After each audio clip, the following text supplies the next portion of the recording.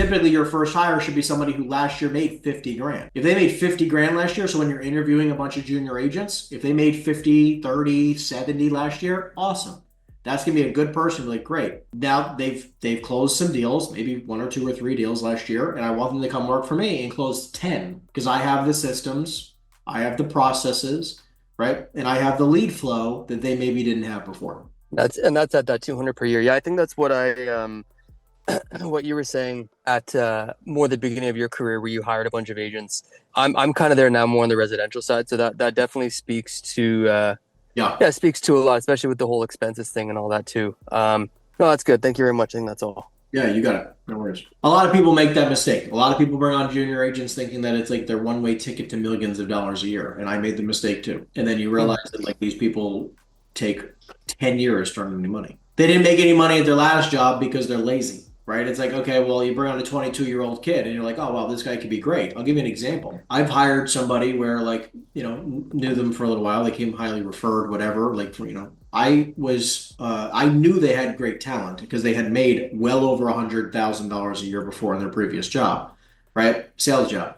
And then they came to work for me, and it took 2 years for it to be a profitable decision, right? Now, thankfully, I had the money to float them, right? And I've made infinitely more money back since. But the problem is, it's like most people can't float somebody for a year with no money return. So it's like, just keep in mind, like the real estate business is a lot more difficult to notice that because it's commission. But what they're doing is taking your fucking time away from your current business, which is sometimes scarier.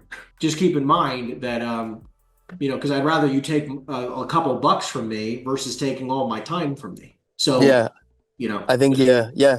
What's huge too is the whole sales manager thing. You're saying you can pay a sales manager X amount, but then it's like, how much are you worth per hour? That's yeah, 100%. that really hit home. Yeah, I mean, look, again, I made that same mistake. Like where I think that a lot of people undervalue their time drastically, especially like, look, someone like yourself, where it's like, look, if you made, let's say, 150, 200 last year, right? Like you made a good amount of income. I don't care if residential, commercial, whatever it is. In the real estate business, you made a couple hundred grand last year, right? Which is call it difficult enough, right? By yourself, you're just in the industry, whatever, right?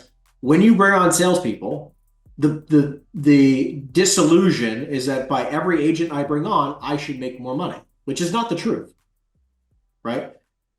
Because it depends on who you bring on. Because if you produce, like, let's just say I was, again, back to me as an example, I was making, let's say, two and change 100,000, and I brought on two young sales guys. Now I made more money, but I made more money because I fucking had to, because they made nothing.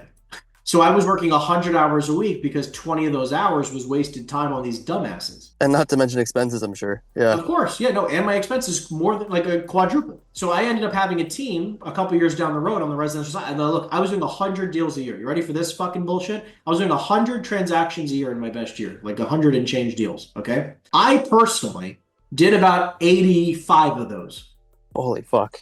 Okay. I personally did 85 of those, and I had 15 agents. Yeah, that's nuts. 15 agents, and I also had a $40,000 a month payroll, or 40,000. All my costs were like $40,000 to $50,000 a month in my overhead, plus the fact that on the other deals that they did, which was another like call it 30 deals, ish, I had to pay out 50% of that. So like there was no margin left for me. So I was doing well over $1 million in GCI. I got every fucking award you could possibly imagine, but net in my pocket wasn't $1 million. And that's what I care about most. That's why when I got in the commercial world, I'm like, you're telling me that I can close 10 to 20 deals a year and have no team to fucking deal with? A fraction of the time. Mm-hmm. Yeah, sign me up, right? So that's why I'm saying, like, just don't make those stupid mistakes, because bringing on agents doesn't equal more money. There's not an equal sign in the middle there. But other activities are, right? There are other things. And later in your career, when you start making, let's say, $1 million a year, you then have the decision. This is why a lot of big producers are just by themselves with one assistant, because you can make $1 million a year, depending on your market. You can make about $1 million a year with one fucking executive assistant, right? Maybe a lead manager, VA. You can make $1 million a year in the commercial real estate business pretty simply. Now you're going to work 80 hours a week. I mean, that's just the fact, but you're going to make $1 million a year, right? Mm-hmm. And overhead's a lot better too. Yeah. Cool. No, that's awesome. Thanks, man. You got it. I'm just going to run through some quick other questions here that people submitted. John, you had submitted a couple questions. Henry, shopping dialers. Have you had any problems with stir shaken algorithm that interferes in the high call volume calls? A lot of dialers rotate the called numbers to avoid getting flagged. Thoughts? Look, I've used Mojo Dialer for 10 years. Haven't had much issue. Do I think it's the best dialer out there? Absolutely fucking not.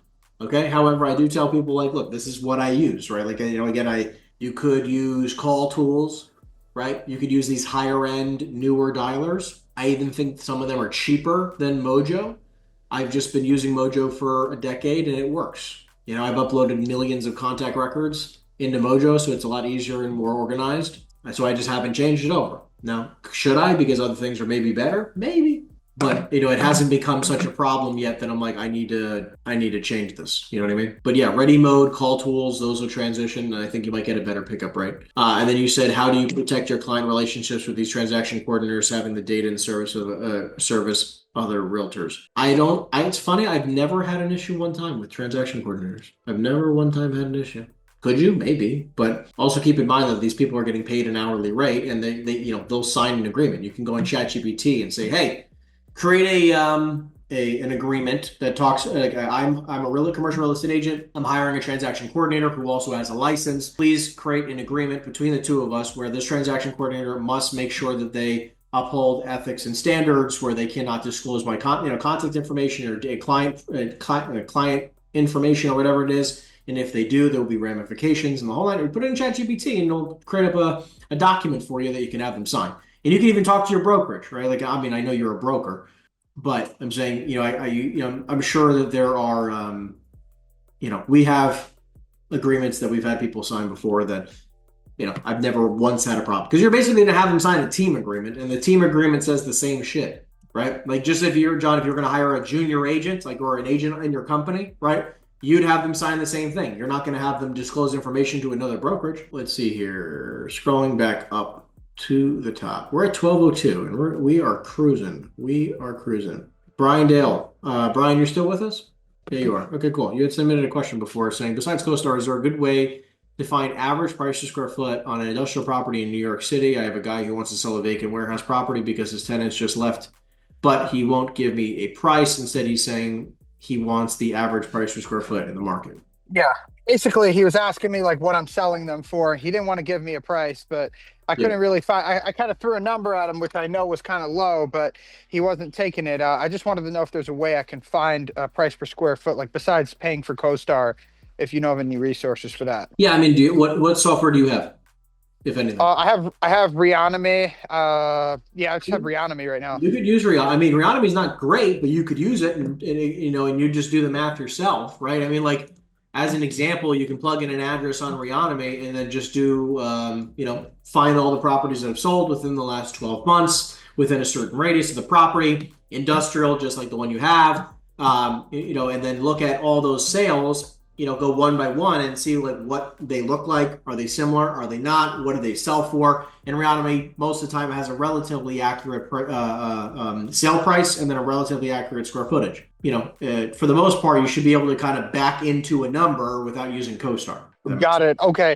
And like if he's like refusing to give me a number and I'm pitching him offers and he just keeps saying it's too low, like is there any way to kind of just get him to give me a number or gauge his interest at all? Yeah, I mean, look, it depends on your word track, right? Because if you just say, what will you accept? Okay, it's a daunting task, right? It's a daunting question. Because you have to understand in their shoes where they go, once I give you a number, I'm never going to get more than that. So what you want to do is kind of word it slightly differently, which is like, at what price does it start getting interesting for you? At what price do you start even remotely considering the idea of a sale? Where it's a lot less final. Because again, like it's just like, you ever, trying to think of like the stupid content where like people are trying to sell cars or people are trying to sell watches or people are trying, they don't want to give the first number. Because like the second I say a number, now that's the top, right? And like, so it's like, you make me an offer first, right?